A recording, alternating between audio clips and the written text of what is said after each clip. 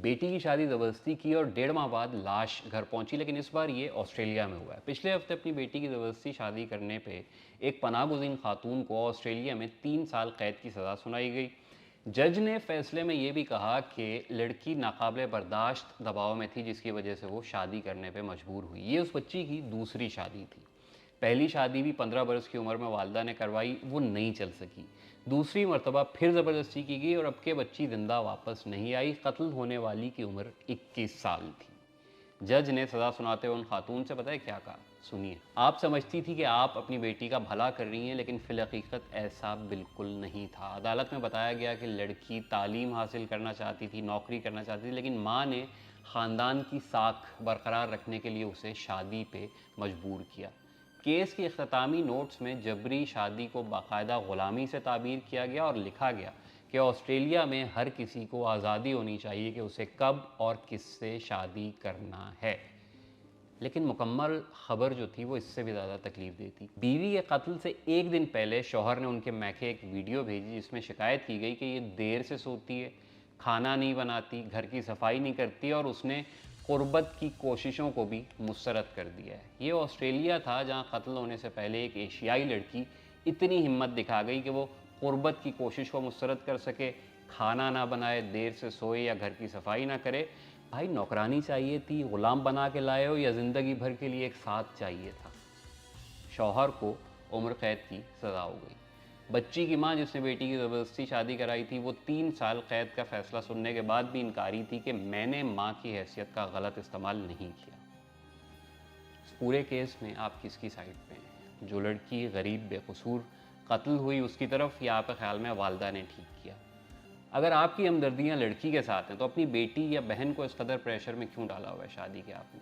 भाई अपने दिल से बताएं।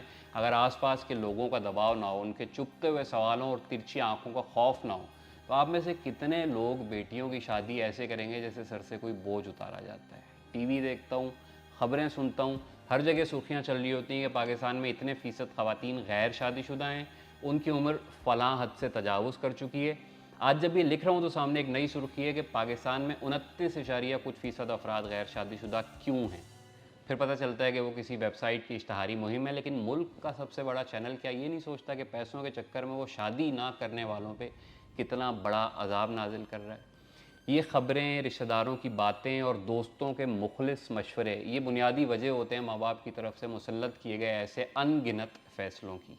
लड़का देखा, तनख्वाह देखी, फट से रिकमेंड कर दिया कि भाई साहब एक रिश्ता है नज़र में, कहें तो बात चलाऊं। किसी को रिश्ता भेजने से पहले आपने कितनी तहकीक की? किसी लड़की या लड़के को ऐसे ही सरसरी सा जानना क्या आपको इस काबिल कर देता है कि आप उन्हें बतौर रिश्ता कहीं भी गारंटी के साथ पेश कर दें, चले तो चांद तक वरना शाम तक?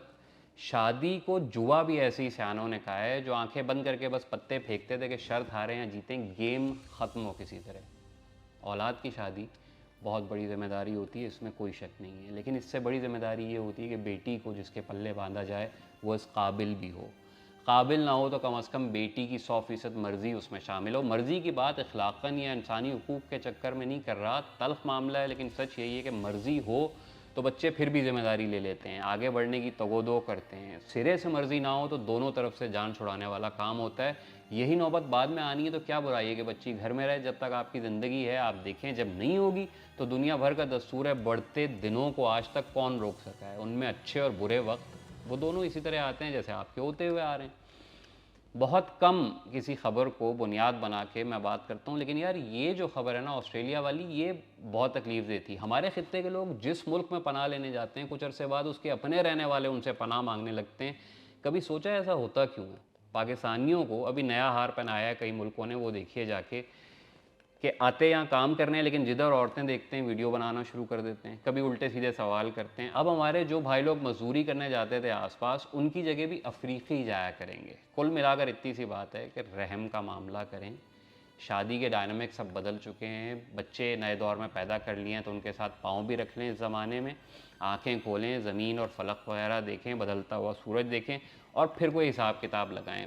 बेटी अपने घर में रहे, सेहत से रहे, ठीक रहे, सारी दुनिया को साइड पे रख दें। सब ने अपने हिस्से का रिस्क खाना है। जिस दिन उस गरीब का रिस्क आपके यहाँ से उठ गया, आप चाह के भी उसे नहीं रोक पाएंगे। बाकी अल्लाह मालिक।